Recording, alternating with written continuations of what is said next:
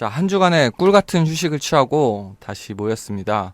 이렇게 한 주만 쉬어도 뭔가 어색함이 있죠. 굉장히 오래간만인 것 같고. 되게 어색하네요 지금 네. 이 자리. 어색하죠. 근데 특히 MC 도봉은 좀 오래 쉬었어요. 그동안 수술도 하고 그다음에 네. 또 일도 바쁘고. 야근도 되게 많았고 음. 좀 여러 가지 좀 사정들이 굉장히 많았습니다. 네, 그래서 그동안. 정말 오래간만에 리턴을 했는데 특히 국가대표 경기 같은 거 할 때는 이제 MC 도봉이 활약을 해줘야 되는 타이밍이죠. 정작 필요할 때 해야 없었죠. 되는데 네.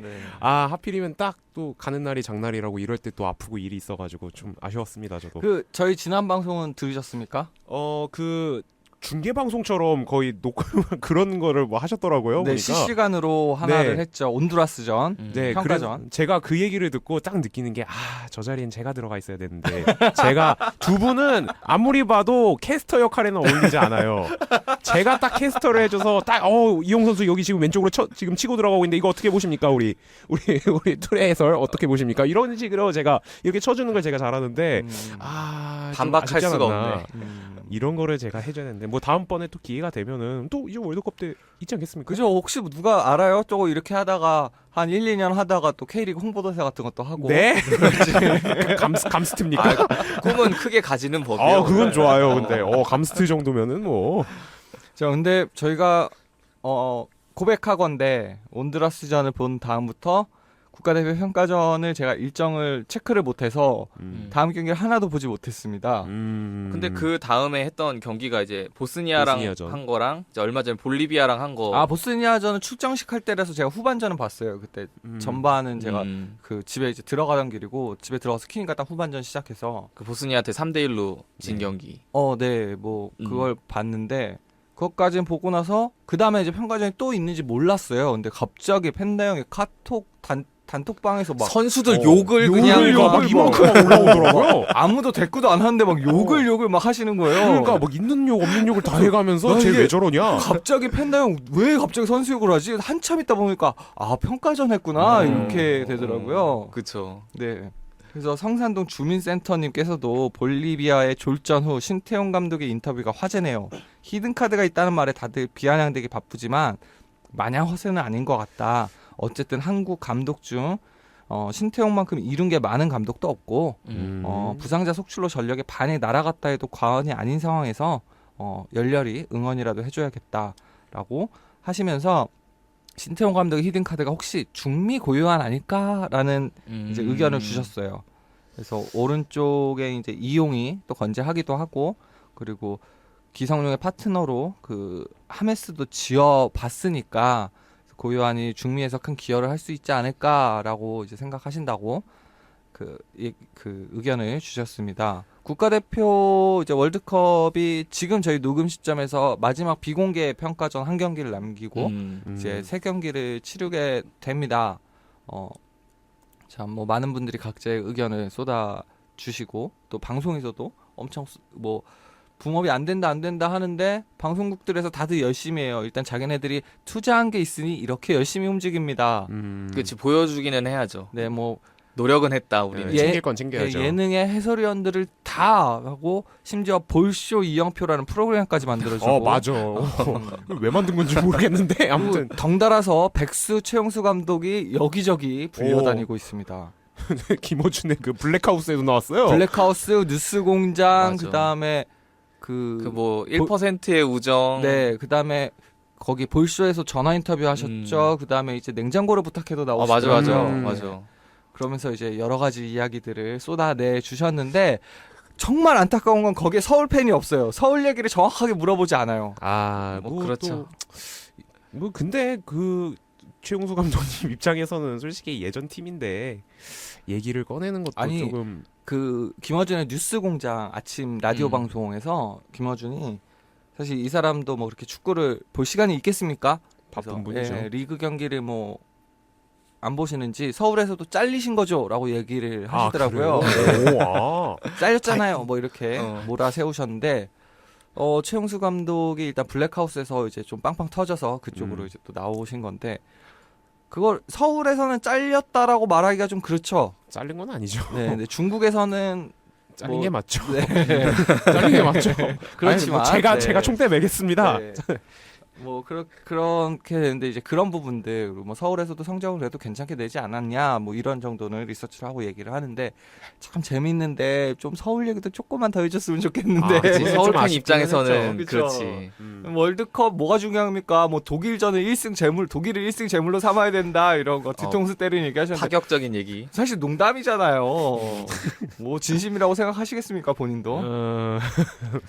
모르겠죠. 뭐 전문가신데 네. 아시겠죠. 근데 최용수 감독님 입담 같은 거야 어차피 뭐 우리는 사실 되게 익숙했던 그쵸. 부분들이고 네. 그동안 인터뷰나 뭐 인앤아웃 같은 데서 나왔던 거 보면은 항상 선수들한테 농담 밀당하는 던지는 거. 듯한 네. 그런 그 발언들이 많아서 되게 농담인데 뼈 있고 항상. 네, 그렇죠. 그래서 되게 재밌다고 생각을 했었는데 이제 그게 막상 또 예능에서 또 오랜만에 보다 보니까 그리고 옛날 사람들에 대한 얘기를 하니까 정말 순수한 농담을 자꾸 하시더라고요.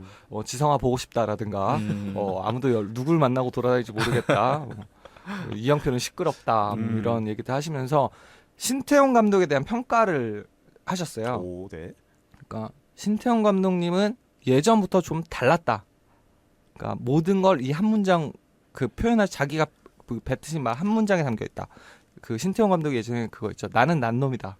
그런 말 했었죠. 네. 자신감. 그 한마디에 모든 게 들어있다. 그 사람은 진짜 그 뭐랄까요 쫄지 않고 이렇게 강하다. 그런 마인드가 강한 사람이다. 일종의 뭐 자신감에 대한 표현이라고 볼 수 있는 거죠. 난 잘할 자신이 있으니까 난 놈이다. 이렇게 난 뭐 지금 상황에서 최선의 결과를 끌어낼 자신 있다. 그렇죠. 이런 거 사실 국가대표 감독으로서 어느 정도 필요한 자질이기도 하고요. 그렇죠. 그리고 그렇죠. 신태용 감독이 또 그걸로 클럽 월드컵도 나가보셨던 분이고. 그치. 그래서 이제 다들 저희는 그래도 신태용 감독이 꽤 좋은 성적을 내지 않을까라는 의견이 조금 지배적입니다. 특히 대표적으로 저랑 이제 뚜레가 또 기대보다는 좀 신태용 감독이 지금 이 열악한 환경에서도 좀 좋은 성적을 낼 것 같다. 그 좋은 성적의 기준이 뭐죠? 저는 그게 중요한 건데 네, 사실. 저는 그러니까요. 1무 2패 봅니다. 아, 좋은 성적인가요, 그거? 굉장히 좋은 성적이죠. 아, 그래요? 네, 이거 이 정도 이제 네. 네, 신태용 감독이 그 정도 이제 낼 거다. 저 같은 경우는 딱 1승 2패 생각을 했었거든요. 근데 뭐 풍삼이 형이 이거를 되게 좋은 예측이라고 하시는 거 보니까 다들 이제 3패를 예상하시는 분들이 많으신가 봐요. 보통은 그렇죠. 좀 상대가 상대인지라. 근데 항상 제 기준으로 봤을 때 그동안 되게 기대감 없이 봤을 때 항상 뭐라도 하나씩 해줬던 것 같아서 의외로 첫 경기 스웨덴을 만나면 우리가 막 엄청 깨질 것처럼 막 말들을 많이 하지만 의외로 또 거기서 신승을 거두지 않을까 하면서 또 그 신문 막 이런데 막 나오면서 뭐 경우의 수라든가 뭐 희망을 봤다라든가 여러 가지 타이틀이 걸리지 않을까라는 예측을 좀 해보는 거예요. 그 뚜레의 예측이 지금은 이제 저렇게 정리가 되는데 예전에 초창기에 예측은 그런 거였죠. 스웨덴과 노잼 0대0 무승부하고 이제 멕시코한테 지고 독일과도 독일이 성의 없게 뛰어서 무승부를 해서 2무 1패 본다라고. 2무 1패? 그때는 1무 2패. 1무 2패. 그때는. 근데 요즘 스웨덴 하는 거 보니까 스웨덴도 뭔가 좀 득점력 부분에서 영 별로인 것 같고 또 우리나라도 점점 어쨌든 신태용 감독님이 또 토너먼트 같은 데도 익숙한 감독님이다 보니까 적어도 좀 지키는 데 있어서는 조금 잘 지킬 수 있지 않을까. 저 들었어요. 같은 경우에는 저도 우리 풍삼 형님이 말씀해 주신 대로 1무 2패를 생각을 하고 있었는데 저는 왠지 2014년에 좀 데자뷰가 계속 나고 있어요. 안 좋은 거 아니에요? 그러니까요. 2014년 어땠어요? 첫 경기 러시아전 비겼죠. 간신히 그 기름손 덕분에 네. 간신히 1대1로 비겼죠. 그리고 두 번째 경기 어땠습니까? 알제리전. 깨졌죠. 여기는 우리가 이길 수 있을 것 같다라고 해서 진짜 자신만만하게 덤볐는데 깨졌죠. 네. 말 그대로. 그리고 맨 마지막 벨기에전.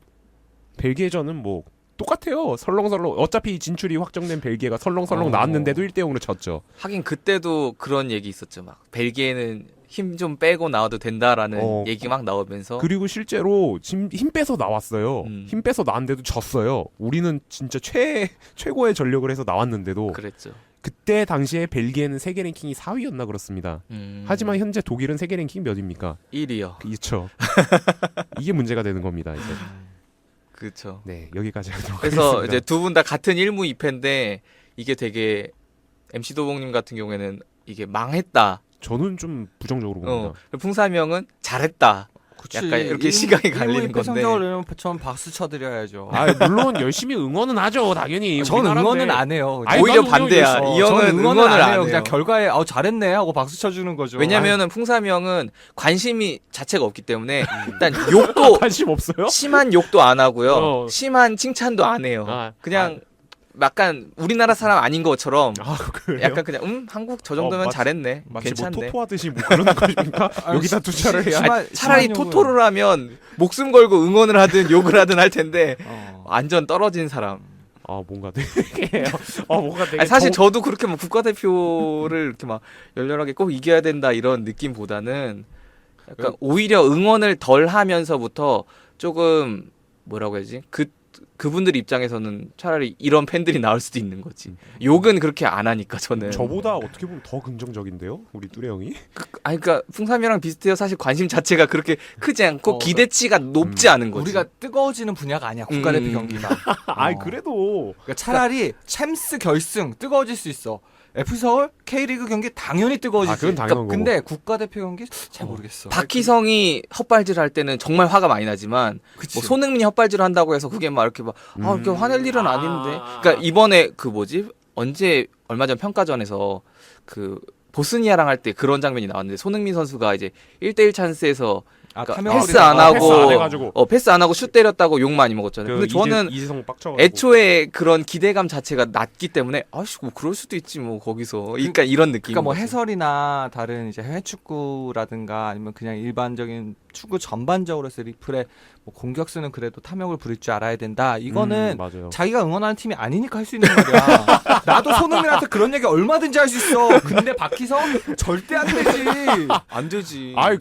손흥민이랑 박희성은 기대치가 다르잖아요. 박주영이라고 하자. 박주영이 그렇게까지 눈치 없이 행동할 사람 아니지만 그치. 그렇게 했다 그러면은 열 받는 거야. 그건 그래요? 하나지. 그 바로 옆에 그냥 프리로 있는데 안 줘봐. 뭐 물론 골로 결정되긴 했지만 에반드로의 그 대각선 패스 생각해봐요. 그 순간 고요한이 왜 화를 냈고 모두가 우뚝 멈춰섰는데요. 우리도 그 순간 욕했다고요. 근데 안데슨이 잡았잖아. 그러니까 그냥 좋게 풀렸으니까 끝난 거지. 그런 그치. 거지. 그치. FC 서울에서는 물론 제가 오늘 방송 준비한 게 이제 2018년 1라운드부터 이제 좀 다시 되돌아보는데 점점 갈수록 이제 청취자분들이 보내주신 PPI도 그렇고 우리도 그렇고 점점 화를 안 내게 되더라고요. 그런 건 좀 있어요. 네, 맞아. 뭐 짜증 안 내요. 그냥 뭔가 좀 계속 그럴 줄 알았다. 낮아지는 약간 느낌. 이런 느낌인 거지. 계속 네. 낮아진 느낌. 근데 요즘에 다시 뜨거워졌잖아요. 그래서 뭐 감독 대행으로 바뀐 지 얼마 안 됐고 모든 걸 많이 참아야 되는 거 이성적으로 아는데 그래도 순간순간 욱할 때가 있다고요. 올라와요. 네, 근데 국가대표에서는 사실 뭐 그냥 뭐 있어요. 물론 제가 생중계처럼 하는데 한번 X라고 하긴 했습니다만, 네, 그게 뭐 잠깐 휘발성이라고요. 그러니까 정말 깊은 분노는 아니었다는 거지. 뭐 그런 거 뭐 드라마에서 누가 막 트롤지다 왜 어벤져스 인피니티에서도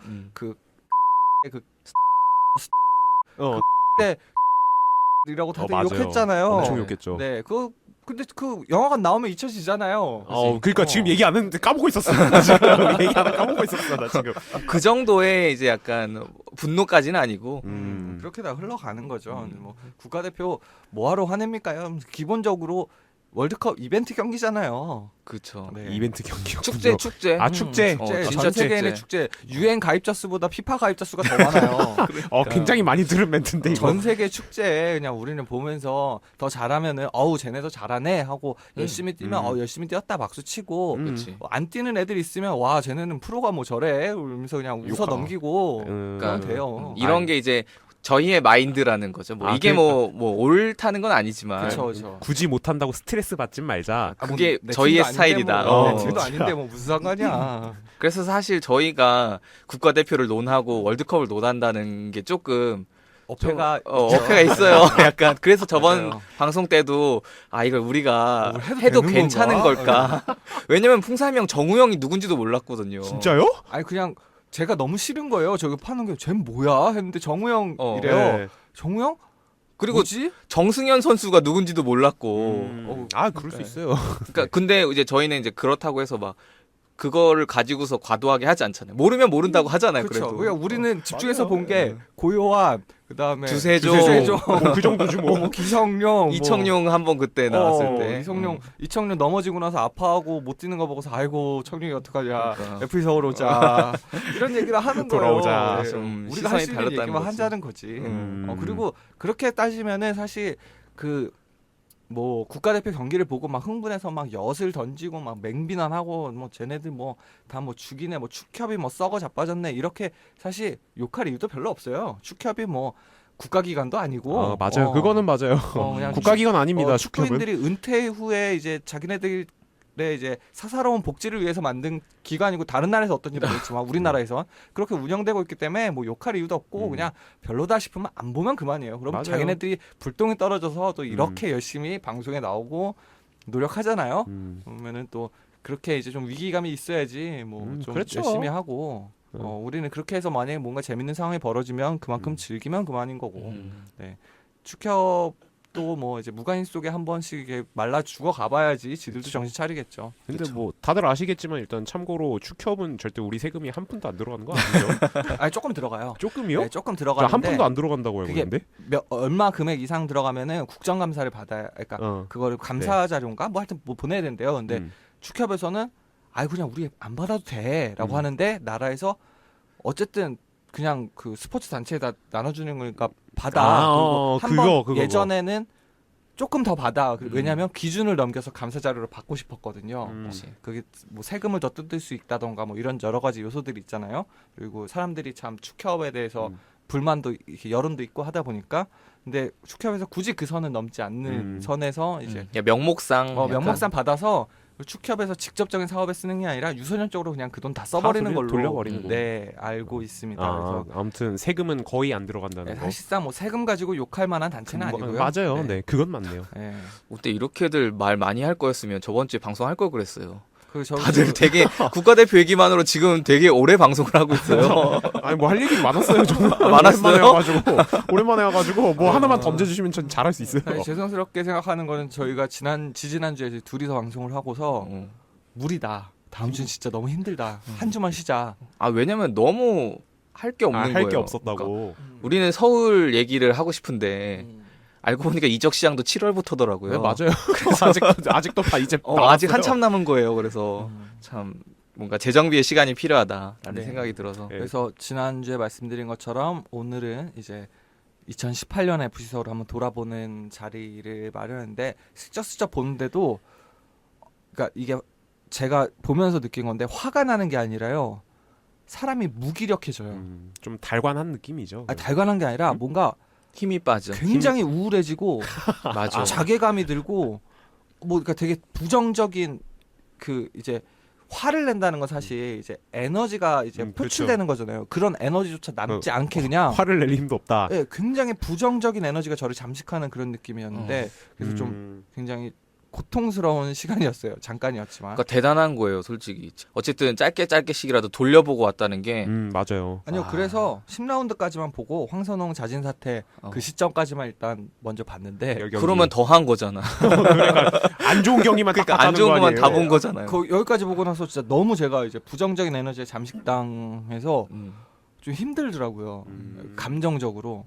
그래가지고 일단 거기서 멈췄는데 일단 지금 뭐 주세종 선수라든가 월드컵에서도 고요한 선수라든가 모습을 보여줄 거고 또 짧게는 바로 이제 휴식기가 끝난 다음부터 고요한 선수 볼 거고 주세종 선수는 이제 제대 후에 우리가 또 만날 수 있을 텐데 뭐 그런 선수들을 보는 것도 좋지만 또 이 긴 휴식기 동안에 FC 서울은 이을용 감독 대행이 또 어떤 준비를 하고 있을까라고 생각하기 전에 우리가 2018년에 어땠지? 라는 걸 한번 돌이켜보고자 준비를 해봤습니다. 그러니까 어떻게 보면은 솔직히 전반기 동안 그냥 서울 축구 개 못해 이거는 다 알잖아요. 뭐 그렇죠. 근데 이제 이번 시간을 통해서 왜 어떤 부분을 개 못했는지 하나하나씩 좀 짚어가는 그런 타임이 되지 않을까 싶어서 준비를 해왔거든요.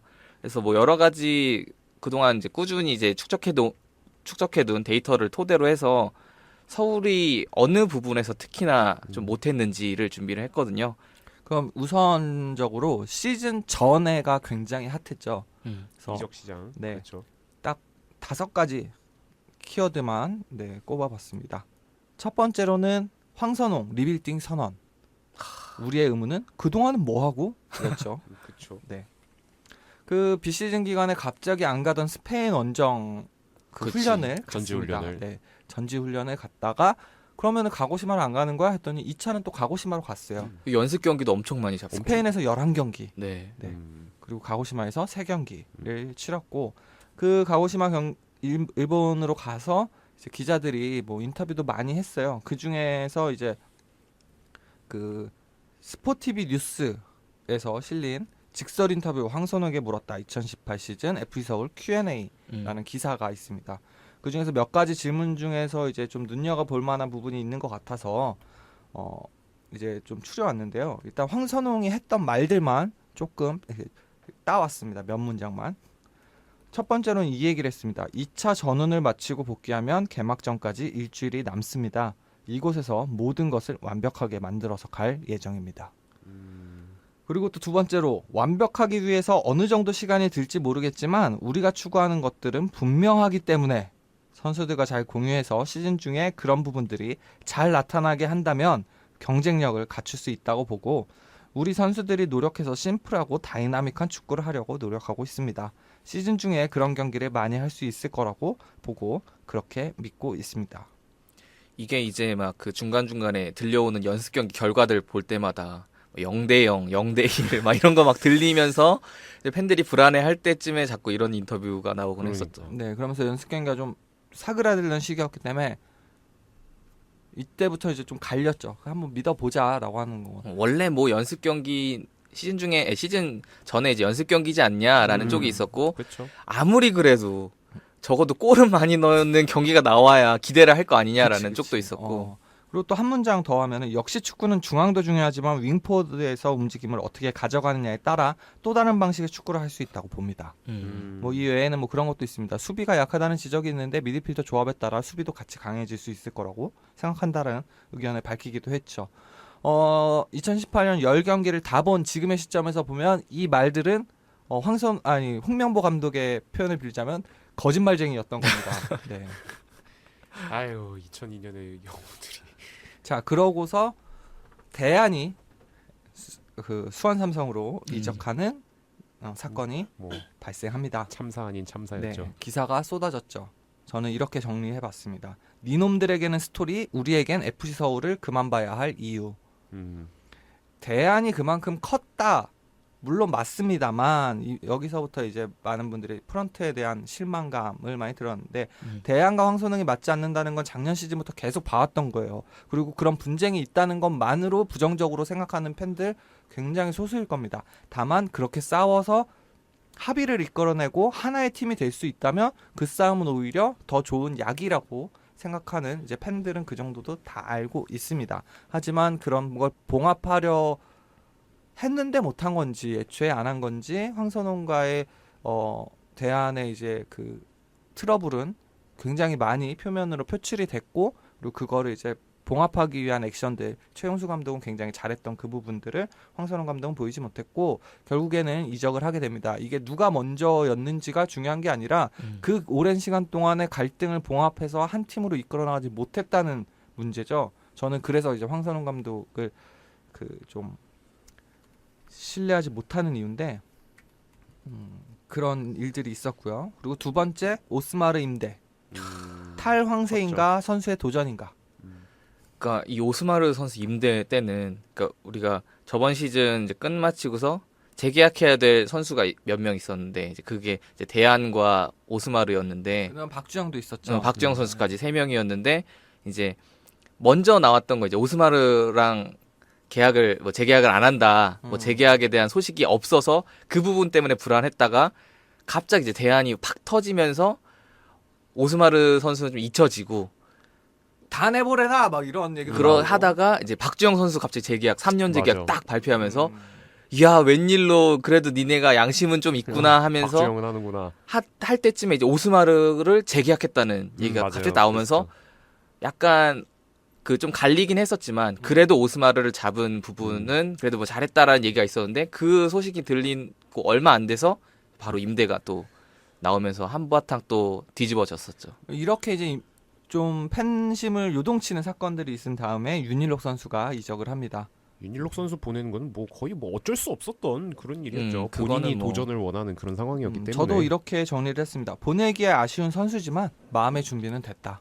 맞아요. 예전부터 뭐 이제 해외 진출을 원했던 선수이기도 하고 그러다 보니까 어느 정도 지금 또 시간이 흘러서 지금 이 타이밍이 아니면 뭐 힘들 수도 있기 때문에 좋은 그쵸. 마음으로 이제 그쵸. 보내줄 그렇죠. 수 있었고 음. 그 전에 이제 앞에서 얘기했던 더 큰 사건들이 있었기 때문에 맞죠. 네. 윤일록 정도는 뭐 애교죠. 그 정도면은 사실 그렇게 충격 충격 막 이렇게 막 하지 신경 쓸 겨를이 없었던 진짜 거죠. 앞에 그런 사건들이 없었으면 김치우 선수를 보낸 것도 굉장히 충격이었을 그쵸. 거예요. 서울 팬들 입장에서. 맞아요. 근데 딴 데도 아니고 부산이었으니. 그런 거는 뭐 그냥 다 잊혀졌죠. 김치우 선수가 김치우 선수는 뭐 그 부산 감독의 강한 러브콜을 받고 간 거니까 그래도 좋은 그림으로 떠날 그렇죠.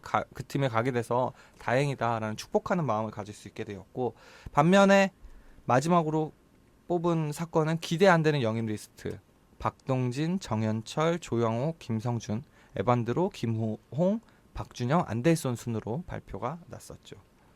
그러니까 대안이 이제 떠나면서 이제 황선홍 감독님이 그런 아까 인터뷰도 많이 나오긴 했었지만 새롭게 빠른 축구 뭐 이런 얘기들 굉장히 많이 언급했기 때문에 그러면서 이제 서울 팬 입장에서 이렇게 막 서울 팬들 이렇게 팔짱 끼고서 그래 니들 얼마나 대단한 공격수 데려오나 보자 하면서 다 이렇게 눈에 불을 켜고 이제 지켜보고 있었잖아요. 근데 뭐 에반드로 선수가 발표가 됐을 때 이제 에반드로 선수가 그렇게 뭐 나쁜 선수는 아닌데 분명히 좋은 선수였죠. 작년 대구에서의 활약은. 근데 잘했죠. 어떻게 보면은 좀 그러한 대안이 이제 팀을 나간 상태가 됐기 때문에 그런 상황이 그렇게 불러 일으켰는데 좀 상대적으로 이게 뭐야라는 그쵸. 반응이 굉장히 많았었죠. 맞아요. 기대치는 우리에 미치지 못하는 분명 좋은 선수인 건 맞지만 그러니까 사실 기대치에 어떤 미치지 선수를 못하는. 데려왔어도 대안의 공백을 채운다라는 그 이유 때문에 좀 이렇게 사람들이 이렇게 별로 좋게 보진 않았을 거예요. 근데 진짜 뭐 예를 들어 뭐 토레스 정도 되는 진짜 선수 유럽 리그에서 그렇지 않은 이상 활용했던 어떤 선수가 왔어도 좀 이렇게 욕을 먹었을 만한 상황인데 그렇죠. 이제 거기 이제 에반드로 선수가 들어오면서 좀 초반에 굉장히 팬들에게 실망을 안겨줬었던 고생 아닌 영역이었죠. 고생이죠. 자, 그래서 관련된 기사를 좀 봤는데 저희가 그 팬으로 오래 있으면서 새로 오는 선수들이 인터뷰를 하잖아요. 뭐 인상 깊은 인터뷰라고 하면은 이제 김주영 선수라든가 주세종 선수라든가 어렸을 때부터 이 인근에서 살면서 수호신으로 응원하고 혹은 경기장에서 나 진짜 여기서 뛰어보고 뛰어보고 싶다. 싶다라는 마음을 품고 프로가 돼서 진짜 이 팀에 온 선수들 뭐 음. 그런 임팩트 있는 인터뷰들이 있었습니다. 김성준 선수도 인터뷰를 참 잘했어요. 근데 조금 포인트가 좀 어긋나 보이는 지점들이 몇 가지가 있습니다. 자, 김성준은 FC서울로 영입하면서 첫 인터뷰를 이렇게 했습니다. 내가 느끼는 FC서울은 언제나 일관된 경기 철학을 보여줬다. 선수나 코칭 스태프가 바뀌는 중에도 공격 지향적인 축구 스타일은 언제나 그대로였다. 볼을 소유하는 가운데 상대를 제압하고 빠르게 플레이하며 경기를 주도하는 스타일을 보여줬다. 그것이 많은 팬들이 사랑을 보내주는 이유라고 생각한다. 이제 간단하게 요약한 건데요. FC서울이 이 선수도 뭐 많이 봤으니까 상대로서 봤으니까 알겠죠. 뒤에서 볼을 소유하고 돌리더라도 공격 작업 자체는 굉장히 빠르고 간결하게 이제 끝난다는 것들 그런 부분들을 보고 왔는데 황선홍은 그런 축구를 시키지 않았어요. 아니었어요. 네. 자, 그리고 또 한 가지 인터뷰를 더 보면은 이제 재계약 중에 대표적인 선수 박주영 선수의 인터뷰인데 황선홍과의 뭐 갈등설도 있었고 저희도 방송 중에 뭐 약간의 대립각을 이제 선수단을 대표하는 어떤 상징적인 선수로 박주영 선수와 황선홍의 대립 뭐 이런 식으로 많이 묘사를 했었는데 뭐 지나가 보니까 사실 그거는 그냥 오해였다. 그런 사건이 그렇게 불거진 적도 없고 뭐 이런 첩보를 이제 팬다용이 전해주셨는데 박주영이 시즌 초반에 어떤 얘기를 했냐면 FC서울과 팬들은 나를 여기까지 성장시켜준 정말 고마운 존재다. 감독님을 믿고 따르며 어려운 시기를 함께 이겨내 팬들에게 또 다른 영광을 선물하겠다. FC서울은 과거, 현재 그리고 미래에도 한국 축구를 이끌어 나가는 구단이다. 한 명의 선수로서 그 과정에 조금이라도 팀의 보탬이 될 수 있다면 내게는 큰 보람이다. 감독님도 힘들고 어려운 부분이 있으실 것 같다. 팀의 변화가 많지만 분명 좋은 방향으로 움직이고 있다면서 모든 선수들이 감독님의 능력을 믿기에 잘 믿고 따르며 최선을 다하면 팬들에게 선물할 또 다른 영광을 맞이할 수 있을 것이라고 말을 했다고 합니다. 또 F서울과 만들어 나갈 영광이 아직 많이 남아있다고 생각한다. F서울에서 함께하는 시간 동안 좋았던 기억들은 물론 그 기억들을 뛰어넘을 최고의 순간을 팬들과 함께 만들고 싶다. 이 정도면은 그 전 시즌에 황선홍 감독의 성적이 좋지 않았음에도 이 정도 멘트를 했다는 거면은 거의 황선홍 감독의 실더를 자청한 선수가 이제 이 정도면은 박지영이었던 거거든요. 그러니까 당시에 팬들을 정말 마음에 힐링을 주는 그렇죠. 인터뷰였어요. 괜히 주맨이 그러니까 아니에요. 그 멘트 하나하나부터가 일단 뭐 박주영 선수가 그렇게 막 말을 쉽게 가볍게 하는 선수가 아니라는 걸 다 알고 있으니까. 그쵸. 근데 박주영 선수가 이렇게 멘트 하나하나 해주는데 하나하나가 다 우리가 그동안 불만이었던 부분이고 박주영 선수가 그런 부분을 짚어주면서 어떠한 부분을 개선을 하겠다라는 식으로 인터뷰를 해줬기 때문에 팬들 입장에서는 아 그래도 역시 박주영이 팬들의 마음을 알아주는구나 하면서 좀 뭐 인터뷰 내용을 줄인 거긴 합니다만 보면은 박주영 선수도 팬들이 지금 만족스러워하지 않는 거 알고 감독님에 대한 의문을 품고 있다는 것도 안다. 하지만 우리는 열심히 노력할 것이고 감독님은 능력이 있는 사람이라서 우리는 더 굉장한 영광을 팬들과 함께 만들고 싶다라는 식으로 거의 선동이라고 느껴질 정도로 선동이에요. 그러니까 엄청난 언변을 보여줬어요. 이 사람이 말을 그렇게 잘하는 사람이 아닌데 이런 이렇게 사람이 아닌데. 네, 그 뭔가 포인트는 되게 잘 짚었어요. 음. 그러니까 이런 걸 보고서 조금은 누그러지신 분들도 있고 아니면은 더 그럼에도 회복이 안 되는 사람들도 있었죠. 네. 그래서 약간 반신반의하는 상태로 시즌을 시작하게 됩니다. 우리 뚜레 형이 말씀해 주신 대로 진짜 팬들의 마음에 힐링이 되는 진짜 딱 힐링이 되는 그런 딱 그런 멘트들이었어요. 말씀해 주신 대로 원래 이렇게 말 잘하는 말 많이 하는 선수가 아니잖아요. 그쵸, 원래. 그쵸. 그렇기 때문에 오히려 팬들의 마음을 이해해주고 또 입장을 또 대변해주는 그런 이야기다 보니까 좀 힐링이 더 배가 되지 않았을까. 좀 더 여러 가지 진정성이 요소가. 느껴지고. 그렇죠. 네, 그런 게 느껴지지 않았나 생각이 들었습니다. 자 그렇게 시즌을 시작하게 되는데 참 이때는 좀 분명하게 나뉘었죠. 황선홍 세 가지로 나눴다고 봐야겠네요. 황선홍 믿어보자. 황선홍 조금만 지켜보겠다. 그래 그 리빌딩 잘난 리빌딩 어떻게 되나 보자. 그리고 쟤는 틀렸어. 감독 보기 교체해야 싫다. 돼. 아니면 내가 서울 축구 안 봐. 라고 하시는. 그쵸. 근데 생각보다 그 서울 축구를 끊게 되시는 분들이 꽤 많았던 그러니까 생각보다 좀 의외였어요. 시즌권 판매량에서 되게 분명하게 엄청난 저조한 성적을 보여줬었죠. 생각보다 의외였어요. 그래서 이렇게 많이 끊으실 줄 몰랐고. 당시에는 오히려 시즌권을 사면 욕을 먹었던 그런 제가 방송을 방송 내에서도 1라운드 그랬죠. 리뷰부터 계속 다시 들었어요. 네. 뚜레가 자기가 시즌권 샀다고 나한테 욕 먹었다고 네. 그거를 방송에서 무려 3회차에 얘기하더라고. 얼마나 상처였는데. 그러니까 얼마나 크게 상처를 줬으면 서울 팬이 서울 시즌권 산다고 욕 먹은 거야. 그것도 서울 방송에 나와서 그 얘기했는데 그러니까. 서울 팬한테 욕 먹었어. 그걸 경기를 가서 보냐? 그거를 에휴 뭐 이런 얘기죠. 그러니까 기대를 하냐 너는 아유 그거를 그냥 TV로 보면 될 걸. 모자란 새끼. 갑자기 또 모질놈 울컥해지는데 아유 모질놈 그냥 아유 그냥. 그렇게 됐죠. 네. 그래서 이제 좀 스탯을 먼저 좀 살펴보고서 얘기를 이어갈까 하는데요. 그래서 서울 같은 경우는 그러니까 팬분들이 느끼시기에도 굉장히 공격적인 부분에서 부족했다라는 부분 그리고 네네. 어떻게 보면은 일단 가볍게 요약을 해보자면 뭐 다들 알고 계시겠지만 전반기는 그냥 FC 양한빈이었다라는 말로 맞아요. 딱 요약을 할 수 있을 것 같은데 공격부터 먼저 들어가 보면은 그러니까 그런 느낌이죠. 국가대표에 기성용과 손흥민이 있다면 서울에는 양한빈과 고요한이 있다. 그렇죠. 네. 그렇죠. 고요한 선수 굉장히 활약이 뛰어났으니까. 근데 서울 같은 경우에는 이제 경기당 이제 9.2개의 슈팅과 그리고 4.8개의 유효 슈팅을 때렸거든요. 근데 이게 12개 팀 중에서 10위에 되는 성적이에요. 그러니까 굉장히 슈팅 자체를 못 때린 거예요. 그리고 이제 경기당 득점도 0.86골 딱 그렇게 돼가지고 경기당 한 골도 못 넣는 그런 팀이었던 거죠. 전반기에. 자, 무득점 경기가 굉장히 많았어요. 전성기 대한 한 명하고 견줄 지금 성적이거든요. 그러니까요. 경기당 네. 0.8골이면 근데 참 이게 재밌는 게 포항 같은 경우에는 그러니까 슈팅 수랑 유효 슈팅 수가 다 꼴찌거든요. 그러니까 굉장히 슈팅이랑 유효 슈팅을 못 때린 팀이에요. 근데도 불구하고 이제 슈팅당 득점이랑 유효 슈팅당 득점은 1등을 기록할 정도로 굉장히 높은 정확도를 보여준 거죠. 근데 우리는 많이도 못 때리고 정확하게도 못 때린 팀이었던 그런 거였는데 그러네요. 그 득점 슈팅당 득점 유효 슈팅당 득점이 꼴찌인 대구 같은 경우 보면은 오히려 슈팅은 3위에 예, 랭크된. 그러니까 오히려 황선홍 감독님이 말씀하셨던 그런 역습, 빠른 역습 축구를 생각한다면 사실 이러한 포항이나 대구 같은 스탯이 나오는 게 맞아요. 정상적인 그 스탯일 텐데 우리는 오히려 맞기만 했다는 그런 의미로 해석을 할 수가 있을 거고 그리고 우리가 전반기 동안 이제 12골을 넣었거든요. 근데 그 12골을 넣으면서 이제 그 각각 득점에 기여한 선수들이 이제 에반드로 선수가 그 12골 중에서 20%의 지분을 갖고 있고요.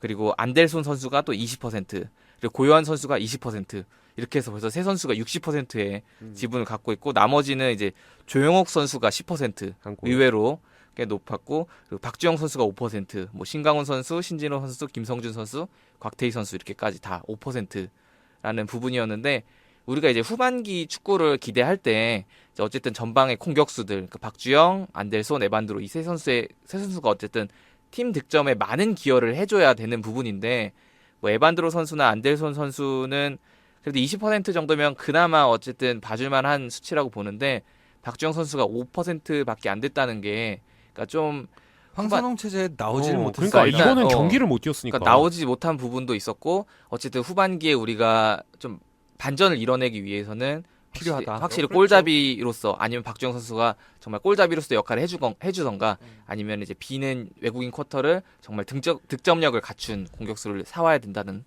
걸로 이제 해석을 할 수가 있을 것 같아요. 최소한 팀 득점의 20% 이상을 해줄. 네, 근데 에반드로 선수가 팀 득점의 20%의 기여를 하긴 했지만 사실 실상 이제 자세한 스탯으로 넘어가 보면 좀 부진했다고 보일 수 있거든요.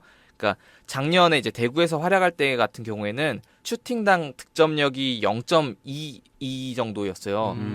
근데 이제 올해는 0.08. 아이고. 그러니까 거의 반이 넘게 그러니까 떨어진 거죠.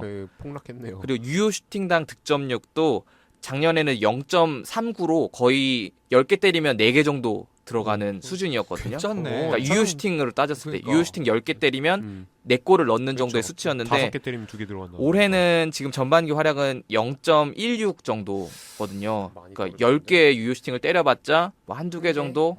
많아요 2개. 그러니까 슈팅당 득점과 유효 슈팅당 득점 모두 반 이상이 떨어진 굉장히 퍼포먼스가 하락한 케이스라고 보여지는데 이거는 어쨌든 전반기에 1라운드부터 10라운드까지 어쨌든 황선홍 감독님 축구에서 최전방 원톱으로 그렇죠. 뛰었던 게 좀 많기 때문에 근데 어쨌든 그 이을용 감독 땡 체제로 오면서 좀 측면으로 옮기면서 경기력 면에서도 좀 괜찮은 활약을 보여줘서 이 부분은 좀 후반기까지 지켜봐야 되지 않을까 라는 생각이 들고 박주영 선수 같은 경우에도 역시나 슈팅당 득점력이 작년에는 0.18 정도로 꽤 괜찮은 수치였는데 올해는 0.05 정도로 슈팅당 득점이요? 네 슈팅당 득점이 유효 슈팅당이 아니라 그냥 네. 슈팅당. 그리고 유효 슈팅당 득점은 오히려 작년에는 에반드로 정도 되는 0.34 정도였거든요. 그래서 역시 박주영 선수도 한 뭐 10개 때리면 한 3, 4개 정도. 그러니까 그냥 슈팅 10개 중에 하나는 골로 연결하고 네네네. 네, 유효 슈팅 3개 중에 중에서는- 하나는 들어간다는 네, 유효 뜻이네요. 슈팅 셋 중에 하나. 그럼 굉장한데? 박주영 되게 좋은 거예요. 선수도 작년에는 어쨌든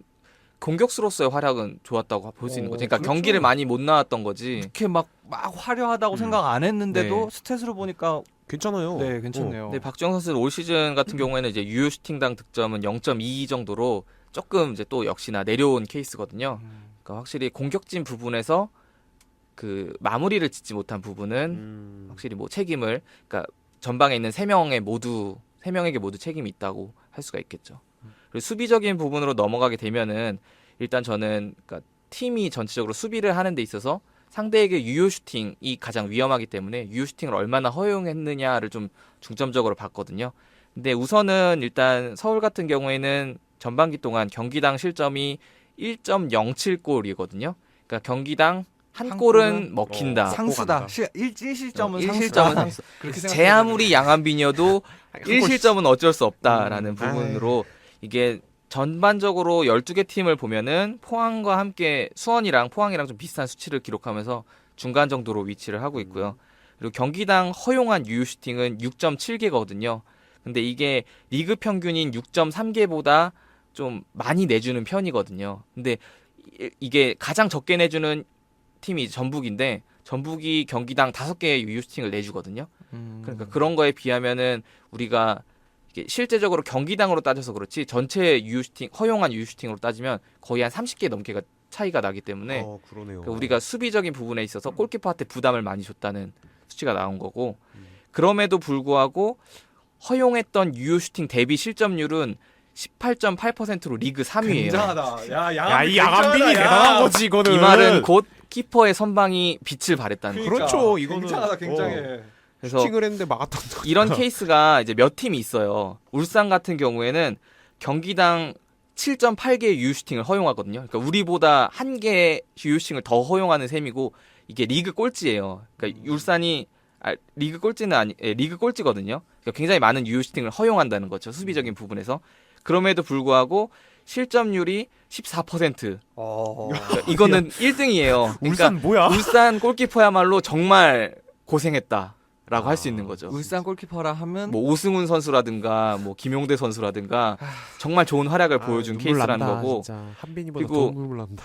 이런 유형이 또 있어요. 경남과 포항에서도 이런 유형이 나타나거든요. 그래서 지금까지 언급했던 서울, 울산, 경남, 포항 전부 다 올 시즌에 이 골키퍼들이 빛났던 팀이에요. 그래서 서울의 양한빈, 뭐 울산의 오승훈, 경남의 손정현, 포항의 강현무가 되게 올해 전반기에 좋은 평가를 들었던 골키퍼들이니까 그러니까 확실히 좀 수비수들, 그러니까 팀이 골키퍼를 많이 괴롭혔던 팀들이라고 볼 수 있는데 그래서 앞서 말했던 공격 수치에서 마무리가 부족했다는 부분과 그리고 슈팅을 많이 허용한다는 수비적인 부분에 있어서 전반적으로 공격도 안 되고 수비도 안 되는 전형적인 팀을 보여줬다고 할 수가 있을 것 같아요. 한마디로 총체적 난국이네요. 그냥 골키퍼 빼고는 다. 네, 그래서 골키퍼 같은 경우에도 몇 가지 이렇게 나눠봤는데 5경기 이상을 소화한 골키퍼들만 딱 모아봤을 때 선방률에 있어서 가장 높은 선방률을 보여줬던 건 이제 오승훈 선수, 울산의 오승훈 선수가 되겠고요.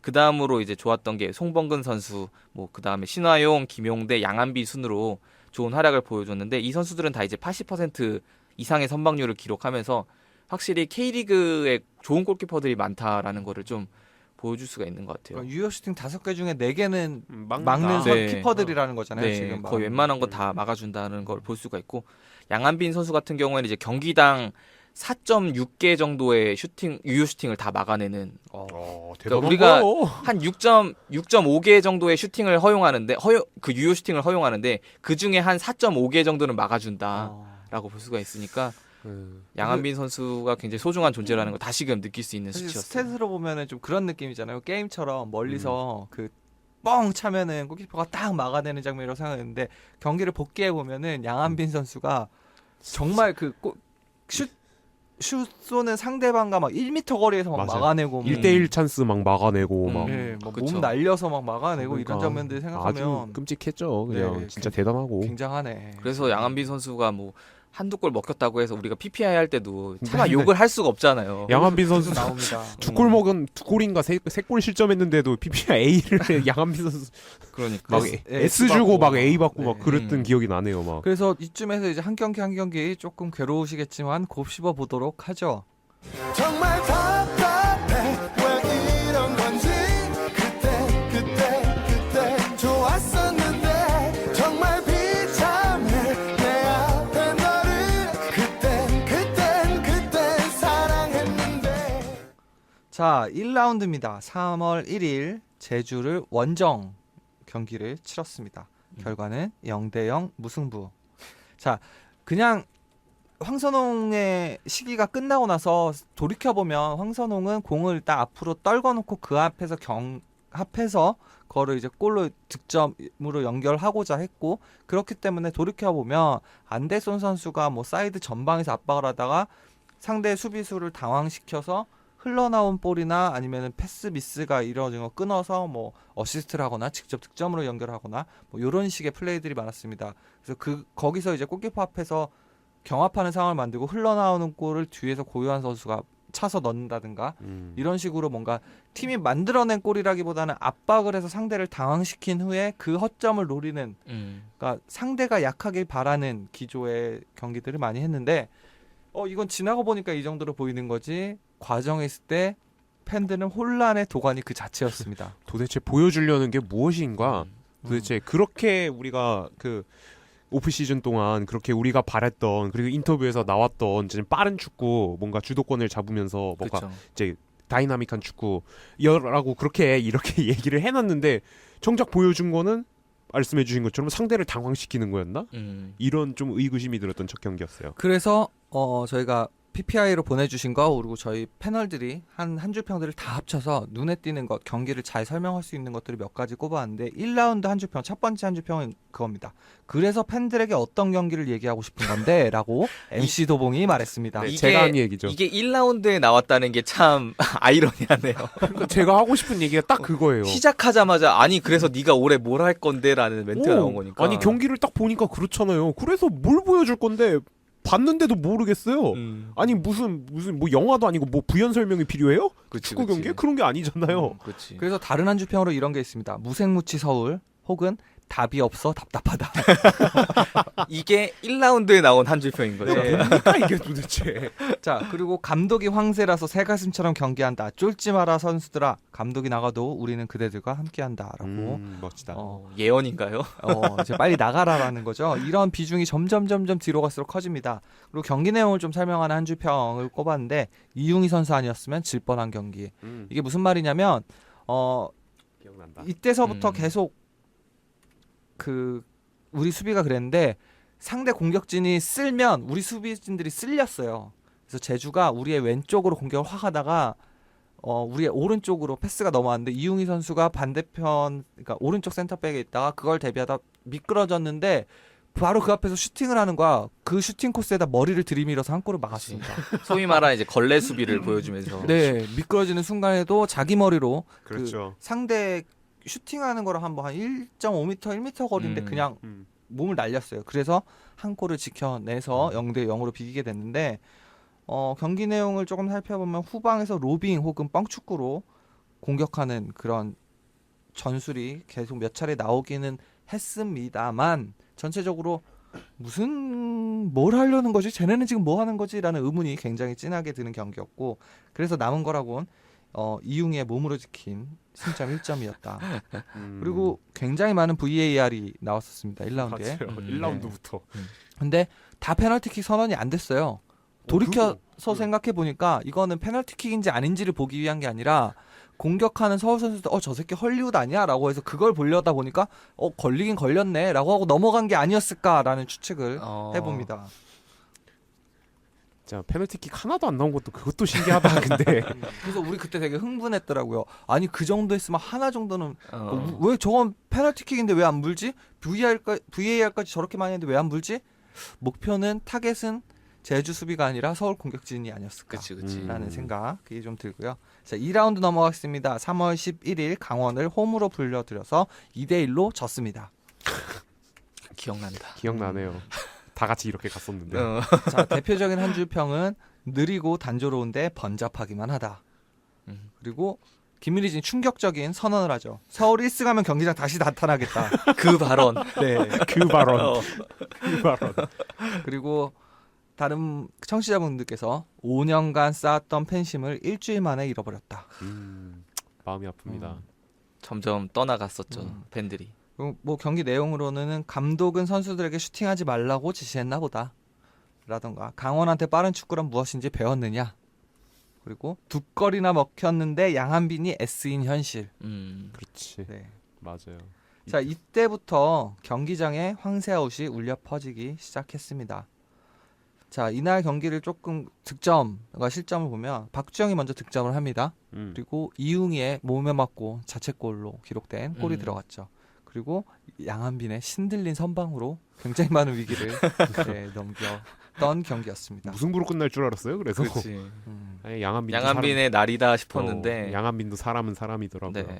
네, 그래도 S를 받았다는 거. 그렇죠. 두 골 먹고 S 받은 골키퍼가 어디 있어 이 세상에. 자 3라운드 3월 18일 전북전이었습니다. 원정이었고요. 기대 안 했습니다. 네. 다들 기대 안 했죠. 1대2로 졌습니다.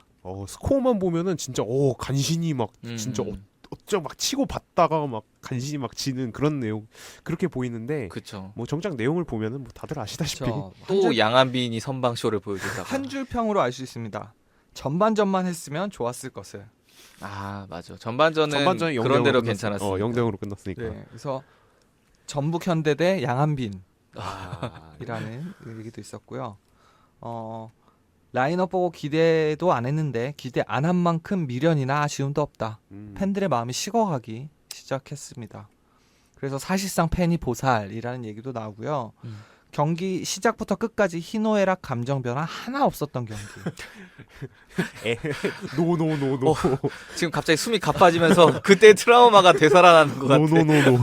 그래서 조금 더 직접적으로 이제 요구하기 시작합니다. 황새는 생각 있으면 자진 사퇴하기를. 아 자진 사퇴 얘기가 나오기 시작했죠. 슬슬. 자, 이날 경기를 살펴보면 전반전에 서로 탐색전을 했어요. 근데 후반전에 그 답을 찾은 건 전북이었습니다. 물론 경기 막판에 90분이 넘어서 김성준이 프리킥으로 한 골을 만들어 내므로써 박빙의 승부 같은 결과를 만들어냈지만 경기 결과를 보면 후반전 내내 끌려다니기만 했고요. 마지막에 이제 김성준 선수의 프리킥으로 네, 전북은 이제 경기를 마감하고 이미 마음은 샤워 끝내고 빨리 이제 이제 미팅하는 그런 느낌이었고 집에 가자 뭐 그치. 이런 느낌. 그런 타이밍에 이제 프리킥 하나를 넣어줬습니다. 그래 뭐 스탯 하나 쌓았죠 김성주 선수. 어떻게 보면은 전반기 동안 김성준 선수 하면 그 장면만 지금 기억나는 것 계속 같아요. 그럴 거예요 아마.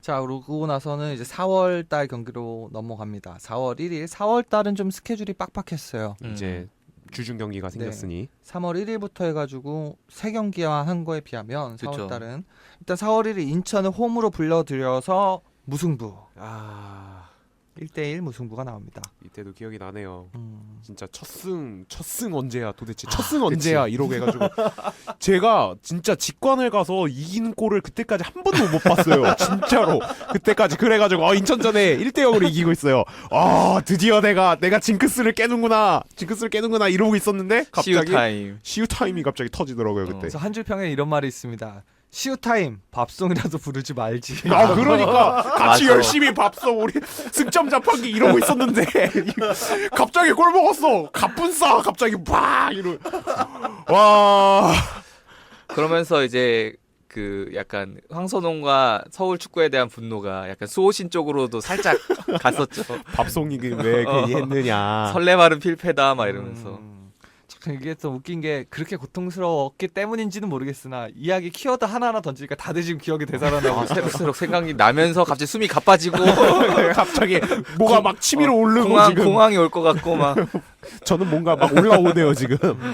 그래서 다른 한 줄 평으로 하향 평준화된 팀이라던가 황고직 감독 전술 자체가 서울 선수들에 맞지 않음이라고 합니다. 뭐 득점은 54분에 에반드로가 왼쪽 돌파를 해서 골로 연결시켰습니다. 역습골. 맞아 역습골이었죠. 그건 멋있었어요. 두 명을 달고 뛰어들어가서 골을 득점을 성공했는데 지금 에반드로가 내가 제일 좋아하는 그 위치라고 하는 그닥 그 맞아. 거를 왼쪽 보여줬어요. 왼쪽 왼쪽 측면이었으니까 네, 그렇죠. 왼쪽에서 이제 마무리도 기가 막혔죠. 네, 순간적으로 속도를 내서 들고 가면서 인천 선수들이 안 뛴 거 아니거든요. 굉장히 빨랐어요. 근데 저는 진짜 그 골은 좀 충격적이었던 게 근 몇 년 아니 그냥 서울 축구를 본 이후로 우리 팀 공격수가 상대 수비수보다 빨리 달리는 걸 본 적이 없는 것 같았는데 진짜 저는 깜짝 놀랐어요. 그래서 진짜 왜냐면은 이제 뭐 대안 같은 경우에 특히나 맞아, 대한 많이 뛰었지 빠르진 않아. 빠른 선수는 아니었어요. 빠르진 않았고 일단 몰리나도 그랬고 몰리나도 그렇고 우리 팀이 뭐 전통적으로 뭐 최태욱 선수도 빠른 편이었지만 막 수비수를 그냥 떨쳐내고 달릴 정도로 그렇게 빠른 모습은 그쵸. 못 보여줬거든요. 아드리아노는 아드리아노는 그냥 문전 앞에서 이렇게 민첩한 모습을 보여줬던 그렇게 거라서 봐야 되나? 이렇게 빨리 막 이렇게 드리블 돌파 스프린터의 모습을 본인이 보여주고 싶어하지 않는 느낌이 좀 있습니다. 아드리아노. 그래서 굉장히 충격적이었던 그렇게 것 봐야 같아요. 되나? 그 장면은. 네 맞아요. 확실히. 그러면서 이제 막 그래 에반드로 터진다 했는데 이제 터지진 않고 이제 불발탄 정도로. 자, 우리의 실점 장면을 보면은 인천이 롱볼을 뻥 찾고 한번 헤딩으로 연결된 게 그것보다 더 앞에 있던 송시우 선수가 서울 수비를 등지고 공을 받습니다. 근데 아주 간결하게 터닝 슈팅이 골로 연결돼 버립니다. 그러니까 우리도 골 되게 쉽게 넣었지만 인천도 골 쉽게 넣었어요 이날. 그 게임에서 하면 욕먹는 그 그렇죠. 터닝슛을 그렇게 정확하게 연결을 시켜줬고 그렇죠. 인천은 난리가 났죠. 그래서 결국엔 밥송 부른 팬들만 바보로 만들었던 경기라고 길이길이 기억에 남을 것 같습니다. 네, 절대 못 까먹을 것 같습니다. 같이 바보가 됐기 때문에 그날 그렇지. 승점 자판기 막 이러고 있었는데 아직도 자, 황새우 또 울려 퍼지는 와중에 5라운드 4월 8일 수원을 만나게 됩니다. 원정 경기였죠. 네. 자, 기자들이 가서 봤습니다. 시즌 전부터 무조건. 그렇게 설레발쳤던 스토리가 탄생했다. 슈퍼매치는 더 달궈질 것이다. 개뿔. 그렇죠? 미드렌탈만 스토리지 우리한테는 축구를 안 봐야 될 이유라고요. 그렇지. 그래서 이 경기를 좀 살펴보면 우선 정현철 선수의 신혜손 사건이 벌어졌습니다. 홍삼형이 굉장히 깔깔거렸던. 네. VAR에 깔끔하게 검거당했죠. 네. 그래서 두려웠던 대안은 침묵했습니다. 뭐 힘도 못 일단- 쓰던데요. 일단 첫 번째 목표는 달성한 셈이죠. 네. 대안이 골을 못 넣었으니. 그렇다고 서울이 잘한 건 하나도 없었습니다. 그렇죠. 첫 그것도. 번째 목표가 이제 대안이 골을 못 넣는 거. 두 번째 목표가 승리였는데. 승리를 못했어. 너무 자, 힘들었습니다. 기자들이 그렇게 기대했던 대안 이적 스토리를 통해서 슈퍼매치의 흥행은 관중수가 13,000여 명으로 멈췄고 기자들은 갑자기 욕을 쏟아내기 시작합니다. 재미없다는 이. 슈퍼매치는 죽었다는 둥, 아니, 각성해야 된다는 둥. 예전에도 그랬는데 사실 경기는 사실 원래 그런 경기들이 더 이제 거칠고 이러기 때문에 그리고 또 지들 돈 아니라고 투자해라. 그러니까 뭐가 있어서 투자합니까? 솔직히 팬이 봐도 이거 투자할 이유가 없는 게 K리그인데 나 같아도 투자 안 하겠다. 갑자기 투자 타령 음. 그 모든 당연히 돈 쓰면 당연히 되겠지. 근데 돈 좀 써요. 그러면 돈을 써야 될 이유를 만들어야지. 기자들 그렇게 어이없는 걸로 디스하고 이때서부터 기자들이 팬들의 의견인 척하면서 팬들보다 한 발씩 앞서 나가서 이상한 여론을 형성하려는 시도가 있었으나 우리 예전에 숙자누님이 명언을 남기신 몇 마디 중에 하나가 있죠. 깨포터. 팬들은 게임. 바보가 아니죠. 네, 그렇죠. 음. 그래서 언론의 이제 모든 말들이 좀 바보 같은 소리로 들리기 시작했죠. 특히 서울에 대한 것들은 뭔 소리야라고. 이게 하게 뭐지? 되는데요. 막 이러면서. 자, 한 줄 평들을 보면 지기 싫은 수원과 이기고 싶었으나 방법을 모르는 서울이라든가 딱 그 말이 맞는 것 네. 같아요. 국화꽃의 주인은 대안인가 서울인가. 이날 또 그 수호신들이 국화꽃을 경기 헌정했죠. 끝나고 인사 오는 이제 대안을 향해서 다 던졌어요. 국가꽃을 던져줬죠. 음. 그러면서 이제 그거 가지고도 또 이제 말들이 막 한창 있었는데 그래도 맥주캔보다는 국가꽃이 낫다는 그렇죠. 걸로 이제 결론을 지어요. 어우, 저는 굉장히 세련된 뭐 맥주캔 날아가는 거는 따지 않은 맥주캔보다는 국가꽃이 그렇죠. 낫죠. 얼마나 아름답습니까? 꽃비가 야, 내리는 건데. 그래도 국화꽃도 꽃은 꽃이에요. 그럼 뭐 물론 한국이니까 의미는 다르겠지만 뭐 아무튼 뭐 대한 입장에서는 한국이기 때문에 뭐 그런 거 물론 왜 외국인이가 꽃비가 내린다면서 뭐 좋아했을 수도 있고 뭐 그건 굉장히 세련되지 않습니까? 우리가 뭐 화형식 불을 지른 것도 아니고. 그러니까 막 유니폼 불 지른 것도 아니고 뭐 이상한 뭐 막 그런 걸 한 것도 아니고 굉장히 세련되게 멋지게 수호신 분들이 대처했다고 생각을 하고 다른 한 줄 평을 보면 감독이 오게티, 프런트는 악의 축. 이게 물론 이제 파란 유니폼을 입은 대안을 직접적으로 눈을 보게 되다 보니까 그쵸. 감정이 더 끌어올랐죠. 그렇죠. 하지만 더 많은 의견은 직관 안 가길 잘했다. 혹은 보다 자서 평가가 너무 힘들다. 아니 직관관 저는 뭐가 되는 겁니까? 저 수원까지 내려가서 보고 왔는데 그러니까 박수를 받을 만한 자격이 있는 거지. 그러니까 지금 한마디 한마디에 감정이 끌어오르잖아요. 분노하잖아 더. 아 참나 역시 직관을 가야 할 얘기가 더 많아져. 확실히 그런 건 있어요. 끌어올랐습니다 진짜로. 감정이입도 더 잘 되고. 어우 네 진짜. 맞아. 자, 그 다음으로 6라운드는 바로 3일 뒤 4월 11일 포항을 홈으로 불러들였습니다. 기억나시죠? 2대1 승리를 거뒀습니다. 첫 승리였죠. 첫 승리. 웬일 했던. 자, 우리의 실점은 굉장했어요. 월패스 한 방에 수비 라인이 싹 뚫려가지고 그 레오 가말류 선수가 너무 절묘하게 패스를 내줬고 페이스 방향만 살짝 바꿔가지고. 네, 그 패스를 줬던 김승대 선수는 뛰어들어가면서 골키퍼랑 1대1 그다음에 득점으로 연결이 됩니다. 우와 뭐냐라고 그러니까 싶었어요. 어안이 봉봉했던. 네. 맞아. 저도 이날도 직관을 갔는데 그냥 입장을 했는데 이 와 소리가 막 들리더라고요. 맞아. 그래가 웬일로 선제골 넣었지? 한 건 보니까 포항의 선제골이었던. 맞아. 빠른 시간대에 먹혔으니까. 그리고 8분 정도로 네, 기억하는데 8분 전반 8분으로 맞아. 기록해요 저도. 자, 그러고 나서 우리의 득점을 살펴보면 아까 말씀드린 안델손이 오른쪽에서 압박을 해주고서 그 패스가 미스가 되고 안델손이 받아서 그 낮은 크로스로 중앙으로 밀어넣어줍니다. 뛰어들어가던 고요한 선수가 볼을 방향을 바꿔놓고 수비에 엉켜서 넘어지면서 고요한이 득점에 성공합니다. 이거는 뭐 나름대로 멋있었어요. 좀 몸을 던지는 좀 플레이 같은 느낌이어서 맞아. 방향을 고요한 살짝 선수 역시 바꿔놓으면서 이제 득점을 연결시킨 그쵸. 건데 내가 어떻게 해서든 얘 공에 발을 대겠다. 어. 방향을 바꾸겠다. 그치. 그런 좀 투지가 느껴지는 그런 뭐 골이었어요. 그냥 그 기술이 좋아졌다라는 느낌이죠. 슈팅이 아니라 어, 발을 볼에 대겠다. 정말 어, 방금 갖다 말씀하신 대는. 것처럼. 진짜 발만 대야겠다. 이런 느낌이었죠. 자, 두 번째 득점을 들어보면요. 또 안델손에서 시작을 했습니다. 오른쪽에서 들어오다가 페널티 박스 라인 근처에서 가볍게 위로 올려줍니다. 안델손이 골키퍼랑 경합하면서 헤딩을 하려 했으나 그게 이제 흘러나오고 정현철 선수였던가요? 슈팅으로 연결하려 했으나 수비 맞고 뒤에 흘러나오는 거를 고요한 선수가 통통통 굴러나오는 골을 빵 때려서 득점으로 성공시킵니다. 이날 멀티골. 그 김성준 선수 아, 김성준 아, 선수. 김성준이요. 네. 기억나네. 네. 진짜. 자, 이날 경기가 그래도 재밌었습니다. 하지만 재밌었어요. 모든 사람들은 그 원인을 포항에서 찾았습니다. 포항이 못했다.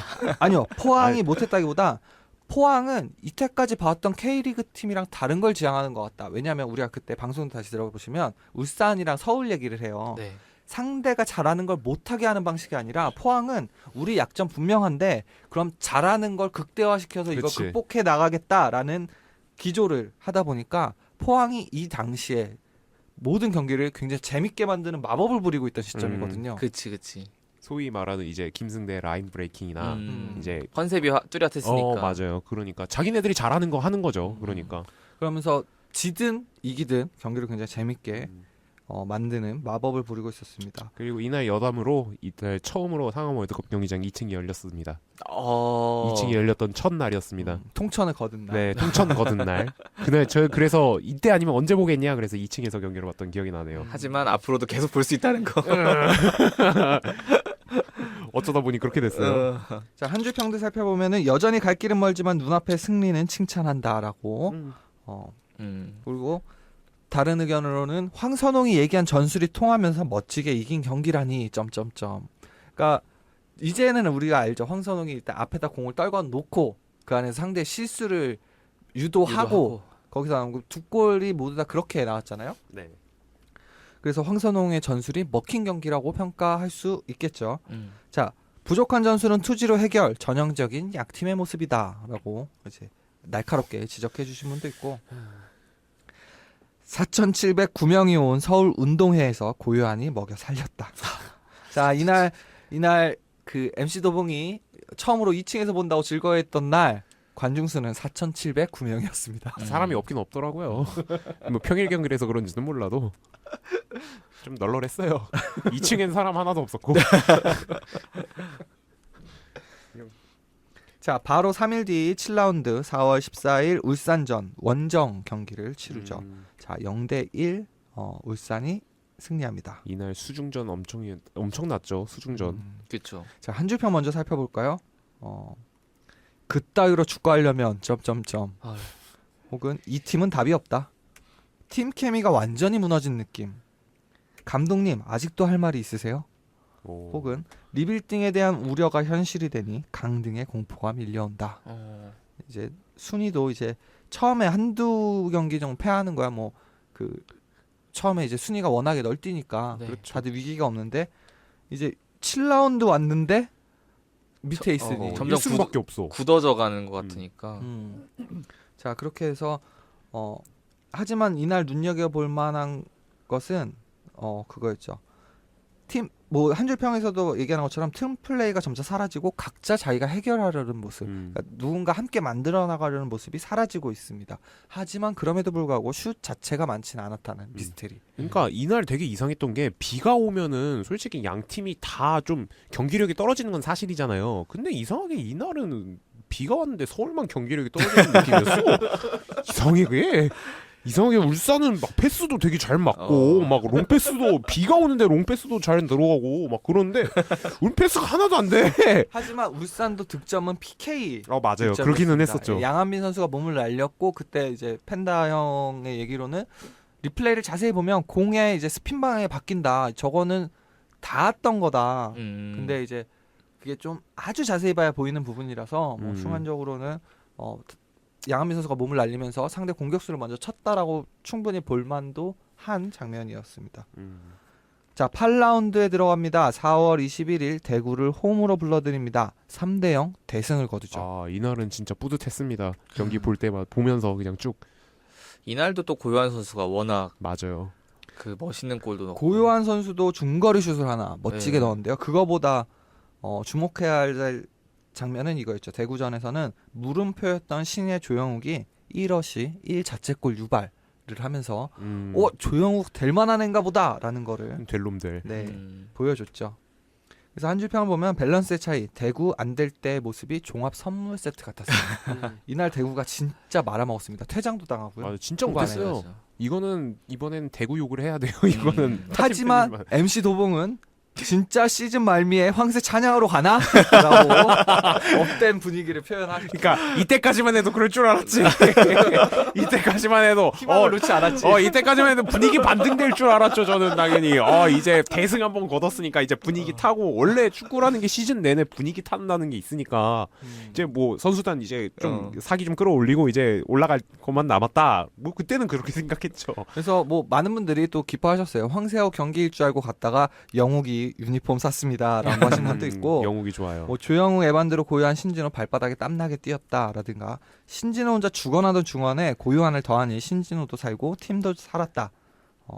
하지만 이날 감독이 전술이 아니라 김성준 선수가 부상으로 교체로 고요한이 들어가면서 이런 좋은 장면들이 만들어졌다는 거. 그렇긴 했죠.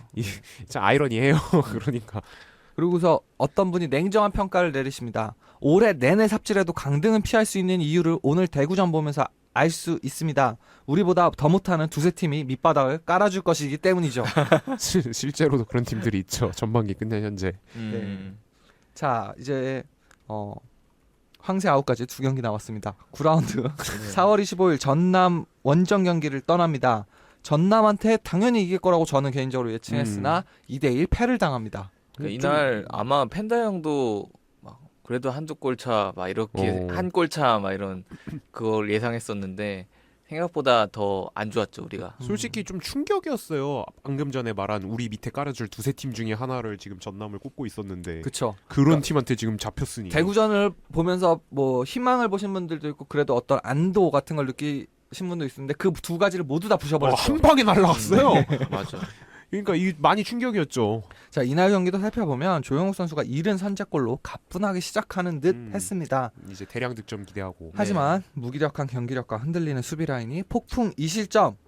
팬들의 이 시점이었던 것 같아요. 이제 팬들의 분노가 아니라 좌절과 무관심으로 넘어가는 시점이었던 것 같습니다. 제 분노를 넘어서서 그렇죠. 자괴감과 좌절과 무관심. 그래서 뭐 한줄평도 뭐 상대가 더 못하기만을 바라며 선수 죽이는 축구라던가 흐름이 한번 바뀌니까 대책 없이 두들겨 맞았네요. 그리고 황새 아웃 정도가 주목할 만한 한 줄 평인 것 같고요. 자, 10라운드 상주전 뭐 기억하시겠지만 저희는 김미리진의 벌칙을 따라서 수다를 열심히 떨다 온 경기였습니다. 오랜만에 2층도 가보고. 네, 홈에서 0대0으로 비겼죠. 저는 이날 입원해서 병원에서 봤습니다. 저는 굉장히 화났겠는데. 병원에서 봤습니다. 아니 숙면 취한 거 아닌가요? 전만 보고 껐습니다. 자, 한 줄 평으로는 이제 펜다 형이 얘기였는데 고장난 시계가 3번은 맞을 수 없다. 전남전과 바뀌었어야 할 스쿼드. 그러니까 이쯤 타이밍부터는 계속 이제 박주영 선수와 황선홍 감독의 이제 신경전 이런 뭐 얘기들이 SNS 계속 사건. 있었어요. 네. 네. 그거를 이제 사실은 그냥 언론이 만들어낸 어떤 갈등이었는데 관중들한테 티켓값 환불해줘야 마땅한 경기라던가 제발 나가라고 한 줄 평을 남기시는 나가란 말도 이제 제발 힘들어. 지긋해. 지긋지긋해. 제발 가 그냥 나가. 그냥 가. 알았으면 알아서 나가. 제발. 그러면서 이제 팬들이 엄청난 좌절감을 느끼면서 뭐 수원전북 중계 광고 같은 걸 보면은 이제 슬프다. 왜냐하면 이제 그 두 팀이랑 비벼볼 수 없는 따라잡을 수도 없이 멀어진 것 같아서 너무 슬프다. 그러니까 이제 팀이 완전히 망가졌다라는 걸 팬들도 그치. 인식하고서 심지어 이런 말도 있어요. 수호신이 선수들보다 더 뛰었다. 반성해라. 어. 네. 진짜 지난 시즌까지만 해도 이러지는 이 정도까지는 아니었는데 그러니까. 이렇게 그렇죠. 떨어질 정도는 아니었잖아요. 그러고 나서 저희가 이제 녹음 때 와가지고 황선홍 감독 욕을 난 모르겠다 이제 무슨 어떻게 얘기를 해야 될지도 모르겠고 이제 정말 모르겠다 하던 와중에 속보로 황선홍 자진 사퇴가 뜹니다. 드디어 음. 그분이 갔습니다. 정말 깜짝 놀랐어요 이때는. 언론과 서울 팬들의 온도차가 발생한 거는 뭐 꽤 됐어요. 서울이 이제 어떤 그 뭐 우승하고 막 이럴 때에서 떨어질 때부터 조금씩 그 이제 기자들이 마음대로 기사를 쓰네 약간 이런 느낌이 있었는데 황선홍 뭐 박주영 때도 그랬고 그 전부터도 계속 그랬습니다만 이때 빵 터지죠. 황선홍 자진 사퇴 선언과 함께 그 언론들이 정말 지랄맞게도 황선홍 실드를 엄청 칩니다. 맞아요. 이상했더라고요. 음. 이상했어요. 박주영이 무슨 죽일 놈으로 만들고 음.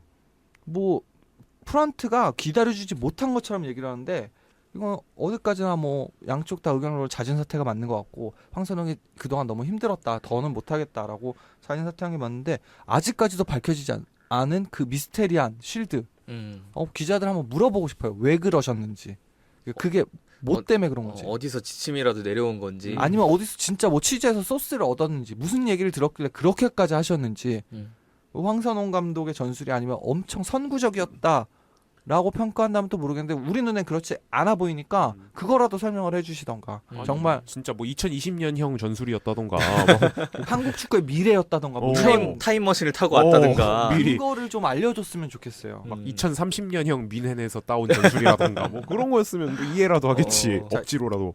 이 와중에 이제 서울 팬들 안에서도 온도차가 좀 발생합니다. 많은 팬분들이 환호를 질렀습니다. 물론 저희처럼요. 그치. 근데 그래도 좋게 갈무리를 하길 원하는 팬분들도 꽤 있었어요. 어차피 가는 사람인데 이제 좋게 사이좋게 네. 이별하는 게 좋지 않겠냐. 그래, 국화꽃 던져주고. 살짝 근데 저는 이 얘기를 듣고서 살짝 반성했는데 기사들을 보면서 그 마음이 싹 사라졌어요. 너무. 네, 너무 하니까. 그러니까 떠나는 사람인데도 서울 팬들이 과도하게. 마치 시즌 초에 아직 뭔가를 보여주지도 않았는데 그치. 갑자기 뭐 막 들고 일어나가지고 여론을 만들었고 어쩌고 하는데 매번 말하죠. 저희는 황선홍 감독을 2년 넘게 기다렸었죠. 네, 횟수로 3시즌을 보고 나서 팬들이 정말 오래 참고 나서 들고 일어난 거였다는 거. 근데 이런 말도 안 되는 황선홍 실드들이 이을용 감독 대행이 선언되자마자 싹 사라집니다. 뭐 왜일까요? 같은 2002년 월드컵 영웅들이라서 그랬을까요? 미스테리합니다. 정말 아직도 너무 궁금해요. 네, 이렇게 해서 황선홍의 시대가 막을 내리고 그 다음부터는 이제 경남, 수원, 강원, 전북전을 이을용 감독 대행이 맡아 주었습니다. 뭐 무승 무패에서 1승 2무 1패를 기록을 남겼지만 훨씬 더 팬들이 보기에 즐거운 경기를 그렇죠. 맞아요. 만들었죠. 그 네 경기 중에서 절정은 아마도 뭐 슈퍼매치였겠죠. 수원전. 그러니까 그쵸. 딱 1승이 하필이면 딱 수원전이에요. 그러니까. 그러고서 이제 그 다음에 이제 경남과 강원을 상대로 이제 각각 비겼잖아요. 그러고 나서 이제 그 전북전을 앞두고서 뭐 결과는 되게 안 좋긴 했지만 전북전을 앞두고서 이제 이을용 감독 대행님이 인터뷰를 했을 때 나는 네 경기 중에 2승 2무 예상했다. 했을 때 그게 목표로 했다. 2승 2무 목표로 했다 했을 때 뭔가 그 스웩이 딱 느껴지면서 다른가? 그러니까 준비가 완전히 안 된 사람이 아니구나라는. 그러니까 물론 다급하고 할 수 있는 게 적음에도 불구하고 어느 정도 이제 중장기적인 관점을 가지고 있는 감독이구나, 감독 대행이구나라는 뭐 느낌이 들어서 일단 지금까지 뭐 이적 시장도 아직 열리지 않은 시점이고 감독도 어떻게 될지 모르겠지만 하지만 인천이 지금 감독을 선임한 걸로 봐서 서울이 움직이지 않는다는 건 올해는 아마 감독 대행으로 가지 않을까라고 추측할 수 있겠죠. 일단은 월드컵 시즌이기도 하고 해서 과연 뭐 얼마나 알아볼 수 있을지는 잘 모르겠는데 일단은 그 휴식기 지금 월드컵 휴식기 동안 또 팀 자체적으로도 연습 경기를 잡는다고도 하고 그리고 뭐 알리그에서도 그동안 보여줬던 모습과 또 다른 모습들도 보여주고 있기 때문에 어느 정도 일단은 좀 판단을 보류해야 되지 않을까 생각이 좀 들어요. 일단은 뭐 월드컵 휴식기 잘 거치고 나서 우리 선수들이 일단은 고유한 선수 한 명이 지금 차출돼 있기 때문에 나머지 선수들은 이제 휴식도 가지고 좀 개인 훈련도 하고 좀 팀 훈련도 하면서 조금씩 거쳐서 가다 보면 후반기를 또 기대해 볼 만하지 않을까 그런 생각도 같이 듭니다. 자, 저희가 마지막 경기가 5월 20일이었거든요. 네. 지금 녹음 시점에서 한 20일 정도가 지났는데 아직도 뭐 한 열흘 이상, 그러니까 다 합치면 거의 한 달 가까운 휴식기다 보니까 일용 감독 대행님께서 그리고 팬 선수들이 같이 힘을 합쳐서 또 이제 다시 즐겁게 축구 볼 수 있게 만들어주기를 바라면서 저희가 시간은 굉장히 많이 오버가 됐는데 그럼에도 준비한 건 다 하고 끝내야겠죠. 네. 네, PPI 전체 평점 한번 음. 살펴보겠습니다. 그래서 1라운드부터 14라운드까지 우리가 어쨌든 되게 의미가 있잖아요. 각각 매 경기마다 그때그때 기록을 남겨놨다는 게 의미가 그렇죠. 있는데 이제 그걸 기반으로 해서 이제 저희가 매달 이달의 선수도 뽑아왔고 해서 뭐 그 세 달치 3월, 4월, 5월 세 달치를 이제 합쳐서 종합적으로 그 어떤 선수가 가장 그 올 시즌 전반기 동안 기여를 했는지를 가늠해 볼 수 있을 것 같은데 이게 조금 애매한 게 10경기까지가 이제 황선홍 네. 감독, 체제였고 그다음부터 바뀌다 보니까 그 나중에 저희가 지금은 합쳐서 하지만 나중에 이일용 감독이 감독 대행이 10경기를 하게 되면 그 양쪽의 PPI를 비교해 보는 것도 그것도 재밌을 것 괜찮겠네요. 같아요. 네. 그것도 그것도 괜찮은 네. 것 같네요. 누가 우선은 지금은 이제 14경기를 다 합친 걸 한번 네. 살펴보도록 하겠습니다. 그래서 1등은 이제 저희가 올 시즌 경기를 뛴 선수가 23명이거든요. 이 23명 선수 중에서 9%의 지금 14경기의 경기 결과의 기여도를 네. 퍼센트로 나눴을 때 그러니까 전체를 100%라고 그렇죠. 봤을 때 경기 네. 기여도죠. 양한빈이 팀의 9%였다. 네, 9%를 오, 차지하면서 거의- 이제 양한민 선수가 1등. 그러니까 베스트 11 다운 거죠. 거의 네. 뭐 11분의 1. 그죠, 자, 그죠. 1인분은 했다. 그렇죠. 이렇게 그렇죠. 따지면 그런 셈인 거죠. 네. 그리고 이제 그 다음으로 기록한 선수가 이제 8.1%. 이 선수도 꽤 높은 편인 건데 이 선수 이제 신진호 선수. 역시 신진호 선수 역시 내 근데 확실히 이 성적을 매기는 데 있어서 일단 경기에 꾸준히 나온다는 것도 맞아요. 굉장히 큰 플러스 요인이 되고 그래서 저 10경기 비교했을 때 감독이 이제 애정하는 선호하는 선수도 좀 비교가 될 것 같아요. 황태자라든가 뭐 이런 네. 느낌으로 저는 이제 황새키 선수라고 부르는데 황새끼였어요? 황새키 선수라고 해서 황새키. 황새키. 황새끼 네. 네. 그리고 이제 뭔가 네. 그 다음으로 이제 아깝게 1% 차이로 8%의 득표를 한 이제 안델손 선수. 오, 안델슨도 삼등. 의외로 되게 높네요. 일단 그 슈퍼매치 때 임팩트도 컸고 그쵸. 그리고 이 상위권에 오른 선수들을 보면은 이제 그 다음이 이제 에반드로인데 대체로 상위권에 오른 선수들은 항상 경기에 많이 나오면서도 꾸준하게 책 잡히지 않는 경기력을 보여줘요. 그러니까 에반드로도 뭐 이렇게 막 만족하는 팬분들은 별로 없지만 그렇다고 막 불만족하는 팬분들도 별로 없거든요. 그렇죠. 맞아. 그러니까 매 경기 때 그러니까 B 이상은 항상 하는 선수니까. 맞아요. 뭐 딱 저 말이 딱 맞는 것 같아요. 음. B 이상 꼭 해주는 선수. 그렇게 해서 에반드로 선수가 4등이고 그 다음 이제 고요한 선수. 고요한이 되겠는데 이렇게까지 밀려요? 고요한 선수랑 에반드로 선수는 0.1% 차이로 그리고 고요한 선수 못 나온 경기가 좀 네, 있습니다. 초반에 그렇죠, 못 그렇죠, 나온 그렇죠. 경기가 좀 되고 그리고 이제 중간에도 몇 번씩 못 나오기도 했었고 근데 이제 그럼에도 불구하고 나올 때마다 굉장히 좋은 활약 보여주면서 이제 4월에 선수도 되고 하면서 이제 5등에 위치를 하게 되었습니다. 그래서 뭐 그 밑으로 이제 박주영, 신광원, 조영욱 뭐 이런 순으로 나머지 선수들이 촘촘하게 이제 배치가 되어 있는데 이제 나머지 선수들도 이제 후반기에 분발을 해가지고 좀 후반기에 이제 7월부터는 또 이달의 선수상을 또 뽑을 거잖아요. 그렇죠. 그때는 이제 양한빈 선수와 고요한 선수가 아닌 다른 선수의 또 이름이 오르내릴 수 있기를 좀 바라게 되네요. 개인적으로 신진호 선수가 아우, 좀 신진호 뭔가 선수도. 신진호 선수가 지금 보면은 계속 뭐 2인자 같은 느낌이에요. 계속 S는 못 받는데 A는 꾸준히 받는 잘하니까 A는 꾸준히 받는 느낌이거든요. 개인적으로 좀 신진호 선수가 한번 이달의 선수 정도는 그쵸. 한번 탈 수 있지 않을까? 신진호 선수가 확실히 이번 상반기 때 보여준 모습이 그 신진호 선수의 다는 아니라고 봐요. 맞아요. 우리가 네. 또 예전에 봤던 그 모습들도 있고 하니까 충분히 좋은 모습 보여줄 수 있을 것 같고 저는 개인적으로는 또 요즘 알리그에서 또 활약을 하고 있다는 송진영 선수를 한번 또 밀어보고 싶습니다. 그분이 올 때가 됐구만. 제가 송진영 선수 마킹한 거를 한 번 입고 가봤는데 아무도 송진영 선수 마킹한 사람이 없어서 민망하더라고요. 왜요? 레어하고 좋잖아요. 그래도 이제 후반기 때는 송진영 선수 마킹하신 분들이 좀 많이 맞아. 늘어나길 그것도 바라는 그렇고. 마음이 있어요.